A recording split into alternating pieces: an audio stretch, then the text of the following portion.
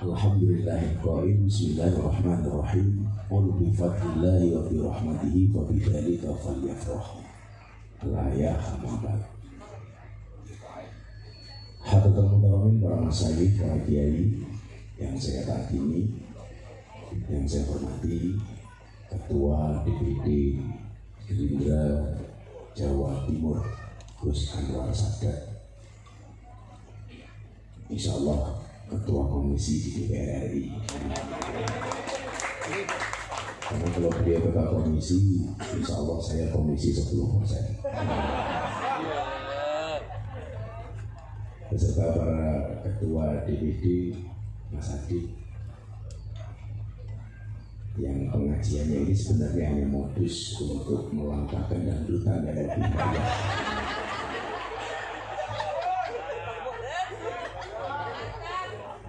Kurang ajarnya adalah untuk mengundang kiai butuh syafaatnya Pak Ikin, ternyata anggarannya untuk dangdutan sendiri. Dan berikut ketua DPD Gerindra yang lain dari Kediri, Wakitan, Majitan, serta para pengurus yang saya hormati. Mas Ipin, sahabat saya, insya Allah istiqomah dan konsisten tetap menjadi Bupati Trenggalek. Amin. Walaupun sebenarnya ini sebagai sebuah penculikan Pak Sadat, karena ini hari ke-12 saya nggak pulang. Ceritanya sebelum beliau berangkat ke Belanda, beliau menemui saya di rumah Jakarta setelah saya pulang bersama para gus-gus, yang kebetulan para gus ini yang kemarin banyak mendukung pasangan 02. Saya izin sama Mas Prabowo, gus-gus ini minta diumrohkan. Udah Gus berangkat menjelang putusan MK. Sekitar 21 saya berangkat bersama para Gus untuk mendoakan keputusan terbaik dari MK. Nah pulang saya ditemui sama Mas Ibu. Gus, teman-teman partai politik di Trenggalek mau ngumpul-ngumpul, Mbak Gus Muka datang. Saya capek ini, tapi dia belum kirim DP. Problemnya adalah kadang-kadang cuma di DP nggak ada lanjutannya. Alasannya boleh DP kan danjol. Tapi saya bersyukur alhamdulillah bahwa ternyata perbedaan platform politik, perbedaan bendera partai itu tidak harus memutus tali silaturahim. Saya kasih contoh Bapak Ibu. Ini kemarin saya sampaikan ketika buka puasa di Istana Negara. Kebetulan saya diundang untuk memberikan tausiah dalam kapasitas sebagai AKBP. Aku biayanya Bapak Prabowo. Sorry. Saat itu Mas Prakteknya bilang begini, Mas, ada sama saya, Gus, suasana kebatinan istana itu kurang happy. Gus minta happy saja. Bagaimana kemudian ini bisa akur kembali, bisa happy kembali. Saya kasih contoh Bapak Ibu, cerita seorang pembunuh pamannya Nabi. Ada orang yang sangat dibenci oleh Nabi namanya Wahsy. Kenapa Wahsy ini dibenci oleh Nabi? Karena dia membunuh pamannya Nabi yang dikatakan ahabban nas ila Rasulillah sallallahu alaihi wasallam. Orang yang sangat dicintai oleh Nabi. Namanya siapa? Sayyidina Hamzah. Pembunuhnya namanya Wahsy. Nabi ini benci banget dan gak mau ketemu. Satu saat Wahsy ini taubat dan menyatakan masuk Islam. Tentunya kalau orang dulu itu masuk Islam pasti kepada Nabi. Kalau sekarang kepada Gus Miftah.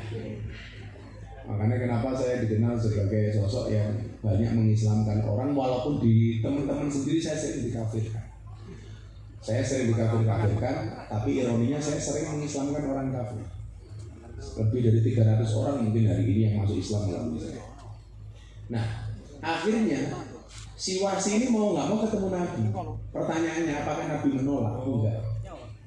Nabi boleh benci kepada Wahsy karena dia membunuh pamannya. Tetapi Nabi fair.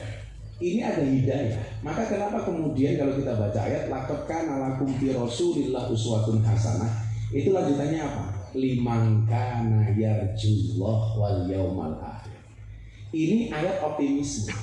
Artinya optimisme itu apa? Bisa jadi bapaknya itu kafir, anaknya muslim. Bisa jadi bapaknya itu miskin, anaknya jadi orang hebat. Bisa jadi bapaknya ini preman, tapi anaknya juara TPA, juara MTQ. Itu nggak untuk kemungkinan. Sengaja tuh bapaknya jarang ngaji kayak Adit umpamanya, tapi umpamanya kok tahu gimana? Auranya kan jelas sih. Rotok petang titik. Tapi ya kenapa sulit udah urun mau. Tapi ada harapan bahwa kemudian anak kita atau generasi berikutnya itu menjadi baik. Dalam hal ini kemudian umpamanya dalam masalah politik kita punya harapan. Tentunya dari semua kebaikan-kebaikan yang telah diperbuat oleh Pak Jokowi masih ada satu sisi atau bahkan beberapa sisi yang mungkin kurang. Kemudian muncul pemimpin yang baru. Ini liman kana yarjullah wal yaumal akhir. Dengan harapan kebaikan Pak Jokowi kemudian disempurnakan oleh Pak Prabowo. Atau dalam konteks Trenggalek mungkin 5 tahun pertama si Ipin menjabat masih banyak kekurangan. Kalau kita berbicara liman kana yarjullah, kita punya harapan lebih baik. Saya mendengar sekarang Trenggalek kemiskinannya katanya menurun dari bapak ke anak-anaknya.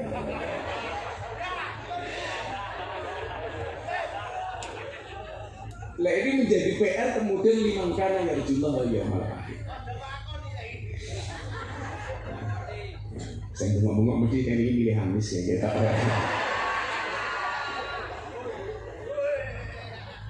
Nah, akhirnya Wahsy ini ketemu dengan Nabi dan Nabi menerima. Akhirnya dia disahadatkan oleh Nabi, dia masuk Islam.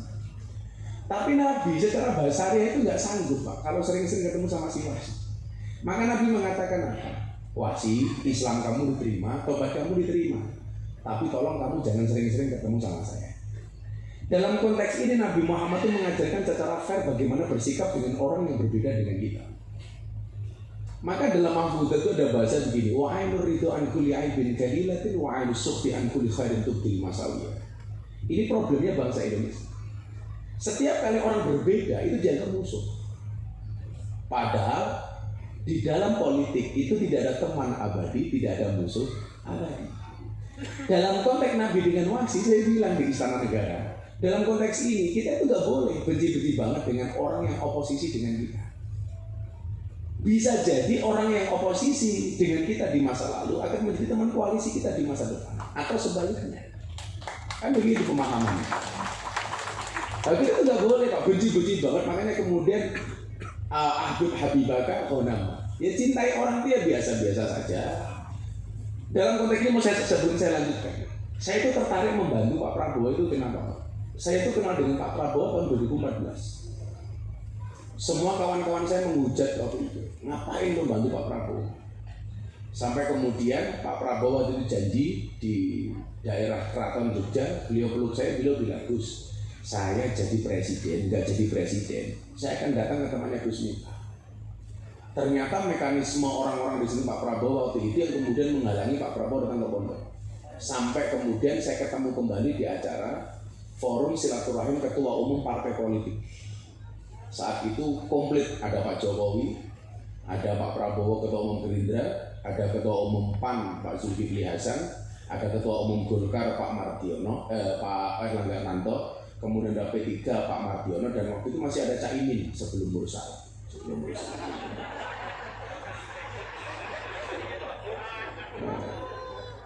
Nah, Bapak, saya roasting semuanya. Pak Jokowi saya roasting, Pak Prabowo saya roasting, semuanya saya roasting. Termasuk Caimin. Karena waktu saya bilang satu-satunya ketua umum partai yang jarang undang saya Caimin. Karena nggak punya anggaran. Kalau Gerindra ini sering undang, tapi mesti cari sponsor. Contohnya Adi pengen undang jauh Ipin, nah itu.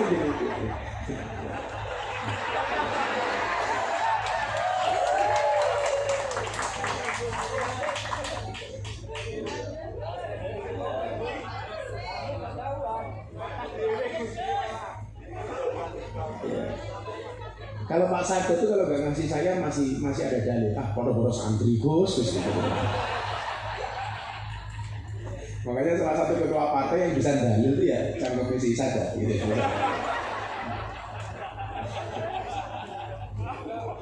Gerindra mana gitu. Lah ketua PKB bisa dalil itu lumrah lah. Kalau ketua P3 bisa dalil itu lumrah. Kalau ketua Gerindra bisa dalil itu kan termasuk apa? Kullu syai'in idza kasura rafusa ilal adab.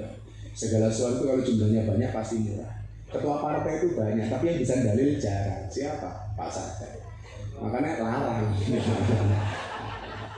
Karena barang itu kalau sedikit berarti langka, kalau langka itu antik, kalau antik harganya mahal. Waduh, kiai ini banyak, sing ngurusi lonte jarang. Siapa? Gus Miftah. Berarti Gus Miftah kiai. Kiai larang goblok lonte.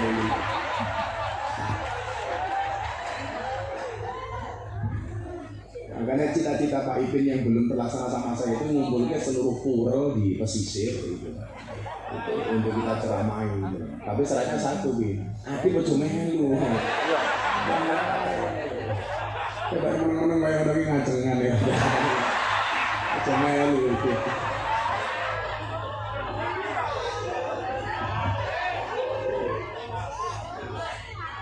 Yang kemudian saya tertarik apa Pak Sadar? Begitu beliau mengatakan gitu, saya akan ke pondoknya Gus Miftah. Saya itu ingat betul, saya itu deklarasi kembali mendukung Pak Prabowo itu tanggal 10 April 2023. Makanya bahasa saya belum rukyatul hilal, saya sudah isbat. Yang lain belum menyatakan apapun sama Pak Prabowo, saya sudah menyatakan dukungan kepada Pak Prabowo 10 April. Akhirnya tanggal 3 Mei Pak Prabowo ke pondok saya. Yang membuat saya takjub adalah ketika di kamar saya beliau mengatakan begini, Gus, saya kesini tidak minta dukungan, tapi saya minta maaf. Bagi saya mohon maaf. Minta maaf itu berat. Walaupun sebenarnya memaafkan itu lebih berat daripada minta maaf. Dan memaafkan itu lebih terhormat daripada minta maaf. Tapi saya meyakini begini. Memaafkan itu tidak akan bisa merubah masa lalu, tapi pasti bisa memperindah masa depan. Kapasitas sebesar Pak Prabowo Subianto di mata saya, di hadapan saya, bahkan di hadapan jamaah waktu saya kumpulkan 5.000 orang karena dadakan 2 hari sebelum datang beliau baru ngabari, saya kumpulkan 5.000 sampai 7.000 orang waktu itu. Di hadapan semua orang, jiwa besarnya Pak Prabowo itu nggak bisa bohong. Gus, saya minta maaf. Dan ternyata diulangi di mimbar. Saya minta maaf sama Gus Miftah karena saya janji tahun 2014 saya sowan ke sini, saya baru datang 2023. Maksud saya adalah orang besar itu jiwanya pasti besar. Kalau Adit minimal dan nyicil lah, perutnya besar.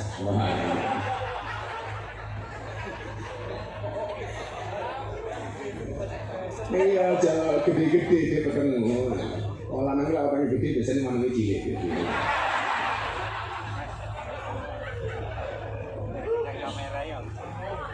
Makanya kemudian cerita Wahsy ini masih di Pak. Saya sampaikan ke istana juga. Ya bahkan dengan teman oposisi sekalipun kita nggak boleh benci. Ya mungkin ya sering-sering ketemu lah kira-kira. Karena ada etika. Problemnya adalah setiap kali kita berbeda kita dianggap musuh. Contoh begini, kita itu kalau sudah senang ya, seburuk apapun nggak akan nampak keburukannya. Wa ainur itu an kulli aibin kalilatin. Orang itu kalau matanya sudah senang, maka keburukan orang yang dia cintai tidak akan pernah nampak. Tapi sebaliknya, wa ainu sidqi an kulli khairin tubdil masalahnya. Tapi orang itu kalau sudah benci, sebaik apapun kebaikannya tidak akan nampak. Makanya waktu kita belajar akidah Ahlussunnah, kita diajarkan wa kadzalika ja'alnakum ummatan wasatan. Menjadi umat yang wasatiyah. Wasatiyah ini baik di dalam beragama maupun berbangsa. Kalau kita benci banget sama orang yang berbeda dengan kita, kondisi politik kemudian berbalik, mati kita. Umpamanya Mas Ipin sebagai partai penguasa kok buayanya romo. Saya ini nyatanya, yang nulis-nulis kalau Gerindra Pak itu.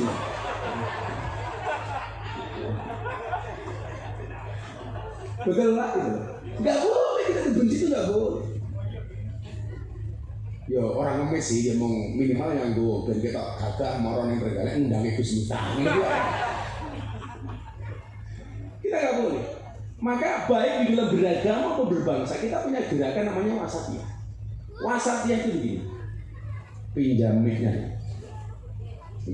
Jadi kalau wasatiyah itu begini, wasatiyah itu tidak ke kiri, tidak ke kanan, dia tepat-tepat di tengahnya. Dan luar biasanya ayat ini kalau Anda baca dalam Al-Baqarah. Al-Baqarah itu ayatnya berapa sih? 286. Dan ayat wa kadzalika ja'alnakum ummatan wasatan itu pas berada di tengah-tengah surat Al-Baqarah 143. Tengah-tengahnya pas. Artinya apa? Ketika posisi kita itu berada di tengah-tengah, kita akan menjadi umat yang dicintai oleh Nabi karena Nabi mengatakan khairul umuri awsatuha, sebaik-baik perkara itu adalah tengah-tengah. Maka saat itu saya punya gerakan sama Pak Jokowi yang kita launching, namanya gerakan moderasi, beragama dan berbangsa yang happy dan menyenangkan. Yang kemudian ketika kampanye 02 kemarin saya wujudkan dalam bentuk konser Indonesia Maju. Yang alhamdulillah Mas Prabowo mengendaki konser Indonesia Maju ini tetap dijalankan untuk menyampaikan program-program pemerintah dan serap aspirasi dari masyarakat. Alhamdulillah perhatian beliau sampai segitu dalamnya. Maksud saya begini, ketika kita berbicara wasatiyah, itu tidak hanya berlaku di dalam masalah beragama, tapi juga berbangsa. Maka biasa bagi saya untuk memberikan kritikan kepada Pak Jokowi kalau memang waktu beliau menjabat ada yang kurang pas. Contoh, ketika beliau mengeluarkan kebijakan legalitas soal miras. Saya orang pertama kali yang kemudian mengkritik Pak Jokowi, saya kumpulkan media. Kebetulan waktu itu saya punya acara di MNC Group, namanya Ngobrol Bareng Gus Miftah. Saya didukung wartawan. Gimana pendapat Gus Miftah terhadap kebijakan Pak Jokowi legalitas miras? Saya bilang, saya ini orang yang mencintai Pak Jokowi. Tapi satu hal, kalau Pak Jokowi agak salah, ya saya harus berani watawa sebelah watawa sobi. Maka waktu itu bahasa saya apa? Bapak Presiden Jokowi yang terhormat, saya Miftah Maulana Habibur Rahman, dengan ini tegas menolak kebijakan Presiden soal miras, soal legalitas miras. Kenapa? Karena keharaman khamr dalam Al-Quran itu qat'i. Qat'i itu apa? Mutlak, tidak bisa ditawar-tawar. Tidak bisa ditawar-tawar, apalagi kalau persoalan haram. Karena idza jama'a bainal halal wal haram gulibal haram. Perkara halal sama haram kok dicampur, itu yang menang siapa? Yang haram. Contoh, daging wedhus sekintal dicampur dengan daging celeng sekilo, itu tetap saja semuanya menjadi haram. Jadi kamu jangan ngakali, vodka segelas mau campur Fanta sak botol, Pak. Tetap haram deh, tetap haram.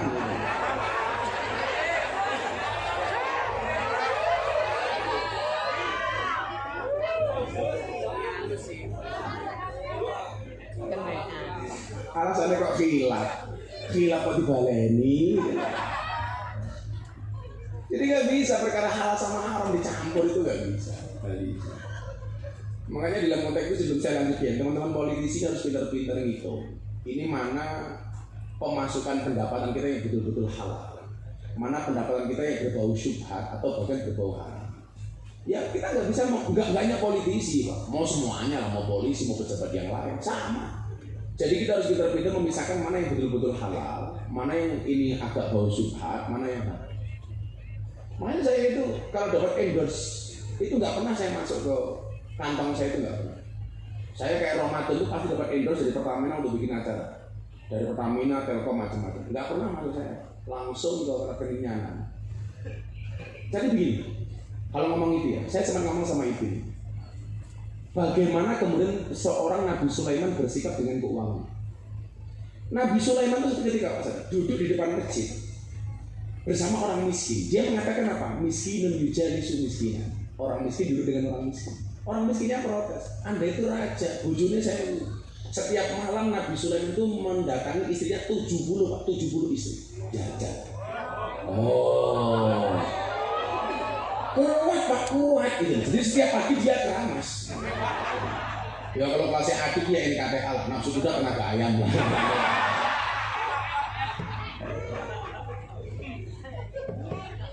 Ketika ditanya, kok Anda mengatakan di situ bagaimana? Loh, saya ini nggak pernah makan kecuali dari jerih payah sendiri.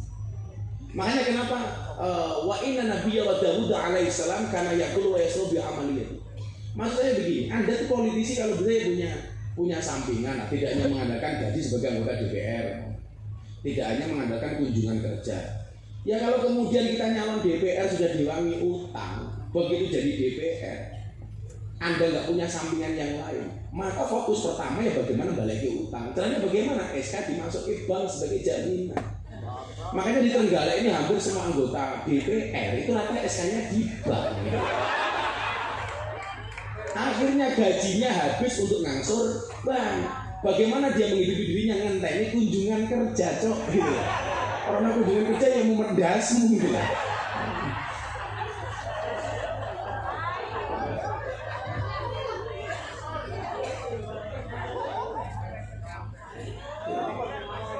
Oh iya teko ini ya. Ya melu guyu gitu.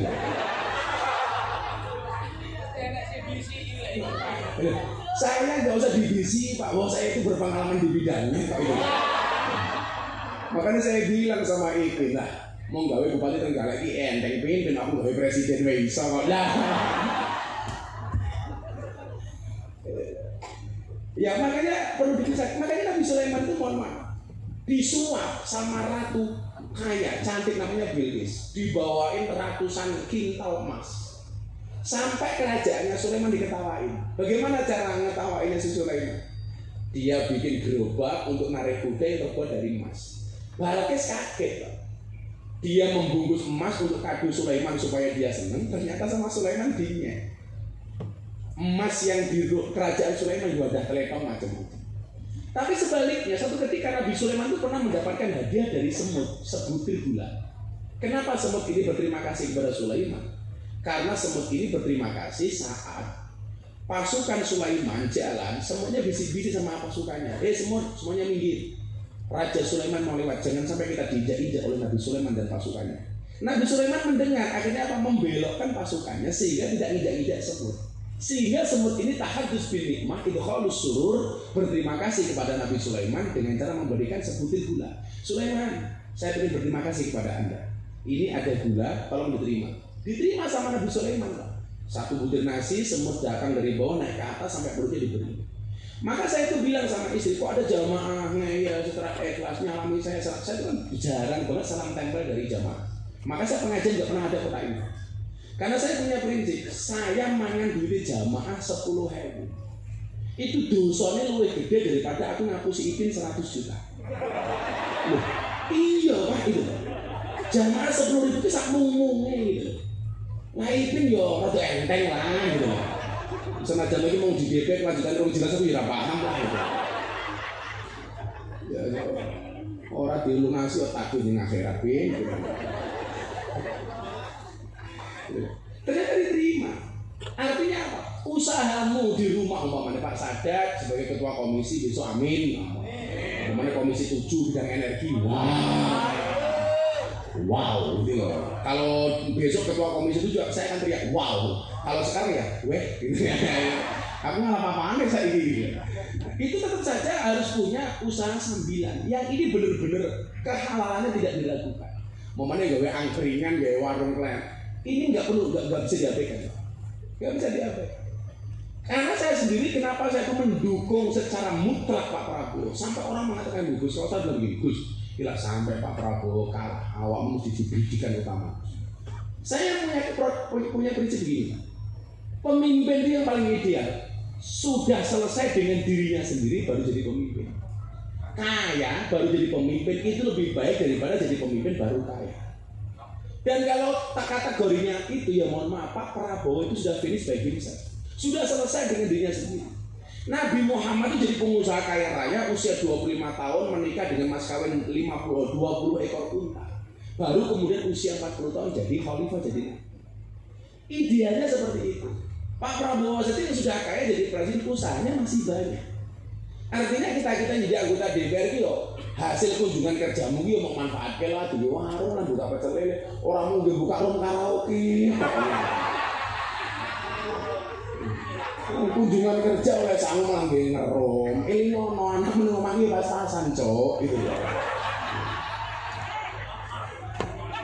Rumah lo tengah ini.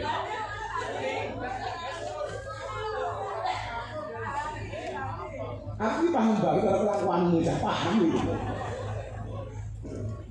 Sehingga maksud saya adalah kita bisa mengamalkan ilmunya Nabi Sulaiman ini tadi. Nah, balik ke masalah wasat yang tadi itu. Akhirnya Pak Jokowi itu juga bisa menerima atas kritikan saya terhadap kebijakan miras. Demi Allah Pak Jokowi, saya menolak. Karena keharaman khamar qat'i mutlak tidak bisa ditawar-tawar. Beda umpamanya dengan bunga bank itu riba apa enggak sih? Itu debatable. Karena persoalan di masalah persentase. Ini halal apa haram, apa boleh, itu masih debatable. Makanya kemudian kita masih menggunakan transaksi perbankan dan lain sebagainya. Kalau kita mengatakan bank itu haram mutlak, ya mudar Pak itu. Duit gaji melalui transaksi saja masih bisa dikorupsi, apalagi enggak ini. Tapi kalau ini khamar haram. Tapi kan model saya guyon yang tadi disampaikan Pak Sadar. Tapi mohon maaf Pak Jokowi, bagi saya minuman keras yang layak dan boleh dikonsumsi hanya satu, apa? Es batu. Video saya ini nyampe presiden. Dan ternyata jam 2 malam Pak Praktik telepon saya. Gus, kritikan Gus Miftah didengarkan sama presiden. Besok pagi kebijakan presiden soal legalitas miras akan dicabut. Pak Jokowi juga tidak anti kritik. Maka hari itu kemudian nama saya trending nomor 2. Nomor 1 perceraian Wulan Guritno, trending nomor 2 Gus Miftah. Nomor 1 Pak Bar, itu trendingnya Wulan Guritno atau apa itu kasus perceraian. Nomor 2 Gus Miftah, menunggu berakhirnya masa idah Wulan Guritno. Maka dalam konteks Pak Prabowo, ketika orang mengatakan bahwa saham Gus Miftah pemenang Pak Prabowo besar mau jadi menteri dan sebagainya, enggak. Bagi saya hari ini nggak penting kita yang mendukung Pak Prabowo itu dapat jabatan apa, dapat posisi apa, nggak penting. Lebih penting dari itu, aham mubih itu apa? Yang lebih penting dari itu adalah memastikan bahwa program-program Pak Prabowo bisa berjalan sesuai dengan yang dikampanyekan. Itu bagi saya lebih penting.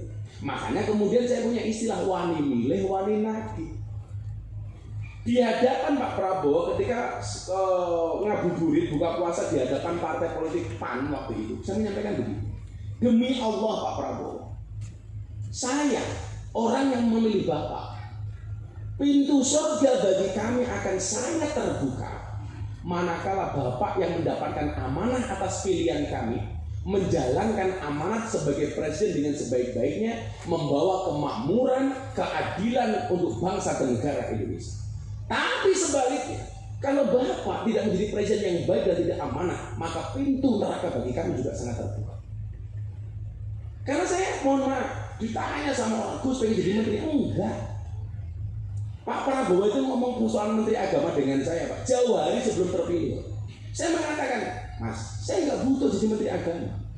Kenapa Gus? Repot, harus potong rambut. Yang kedua nggak bisa belusukan di lokalisasi. Kan tidak pantas menteri agama campur londe, kan tidak pantas. Yang ketiga, pelaku dari menteri agama, Ipin dan masyarakat Trenggalek seneng ya ramu menjual pengajian gratis. Kayak bujuni Gus Loh umpamanya, repot aku. Mana saya nggak paham, saya nggak ngosol. Tapi bagi saya kemudian, ketika melihat Pak Prabowo menjalankan programnya dengan baik, contoh makan siang, saya bilang sama Mas Prabowo, saya itu gampang Mas jualan jenengan soal makan siang. Apalagi komunitas saya ini mayoritas NU. Kalau ngomong soal makan gratis, NU digudangi Mas itu. Maka saya curiga jangan-jangan Pak Prabowo itu bikin program makan gratis itu untuk NU Pak itu. Karena kan NU di mana Mbak gitu. Yasinan mangan, tahlilan mangan, manakipan mangan, solawatan mangan, tonggone loro njaluk didongake mangan, delana sing loro mati mangan meneh gitu. Makanya kalau seperti soal body saya yakin Adit ini pasti NU gitu. Mangan itu tapi gede Pak itu. Tapi yang mau manuke sih gitu.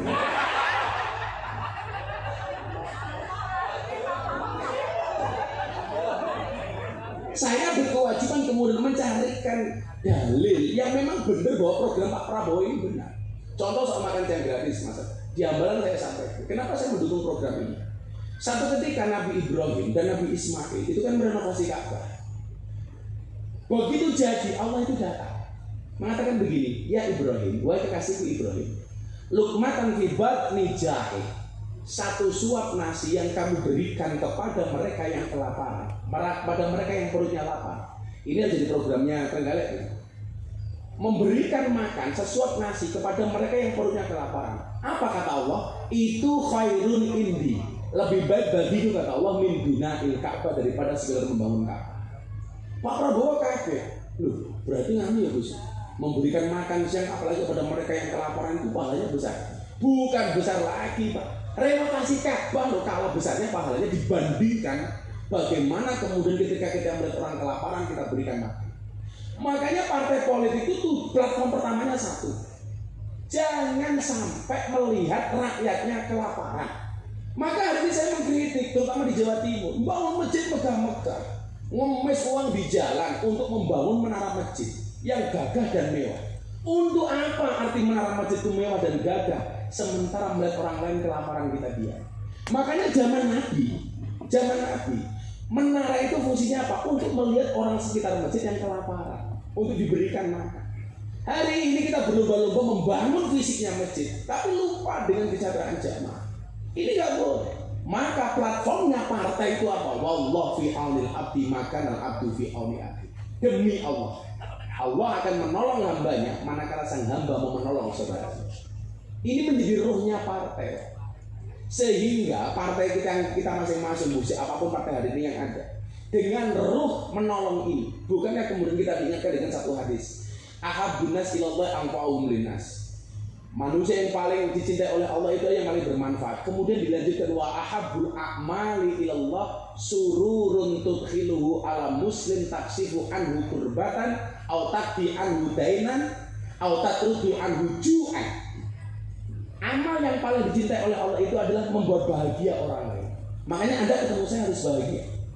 Loh, karena membuat bahagia orang lain itu dicintai oleh Allah. Karena beragama itu Pak undang-undangnya. Kul bi fadlillahi fa bidzalika wa bi rahmatihi fa bidzalika falyafrahu. Beragama itu harus senang nih. Makanya pemimpin juga harus senang. Maka syaratnya satu, rukun. Bagaimana kemudian kita diingatkan ketika Badui marah-marah setelah dia kencing di dalam masjid, kemudian ditegur oleh semua sahabat yang tidak menegur hanya Kanjeng Nabi. Nabi hanya mengatakan itu uyuwe Badui diresiki.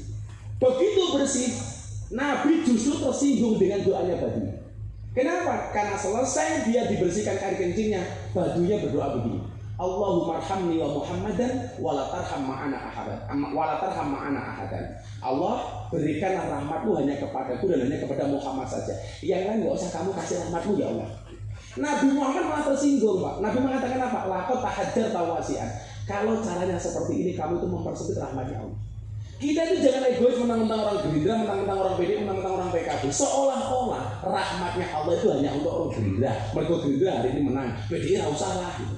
Tapi dengan hadirnya Mas Ipin hari ini kita menunjukkan bahwa agama memang rahmatan lil alamin. Bukti wong abang ditompo ning kandange Gerindra. Ya.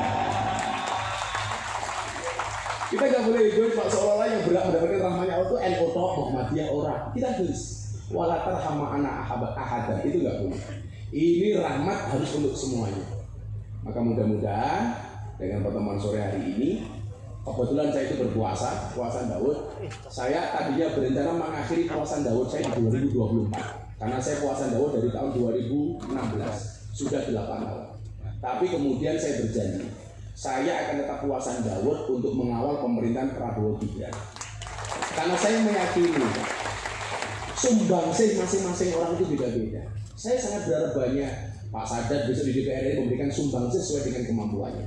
Teman-teman DPR Trenggalek juga sama, Mas itu juga sama. Fastabiqul khairat itu memberikan yang terbaik sesuai dengan porsinya. Bukan memperebutkan satu posisi diberikan banyak orang. Nah, kapasitas saya sebagai seorang rohani Allah, bagaimana memberikan sumbangsih kepada bangsa ini?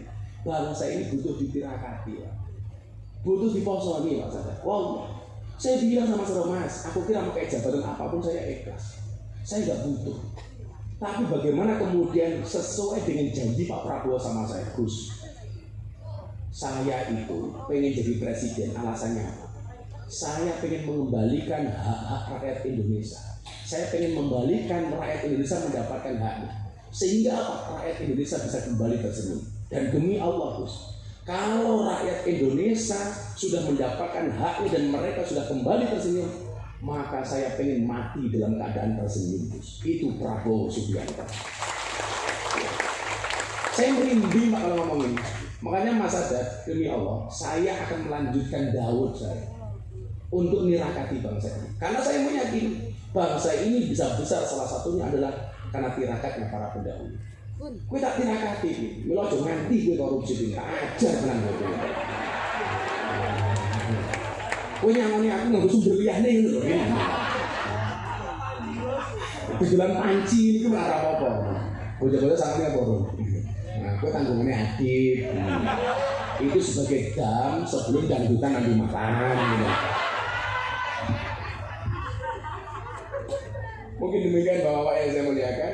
Yakinlah setiap ada puasa itu pasti ada lebarannya. Setiap ada puasa pasti ada berbukanya. Saya meyakini masalah apa menjadi di bangsa Indonesia hari ini insya Allah ketemu solusinya. Terima kasih. Assalamualaikum warahmatullahi wabarakatuh.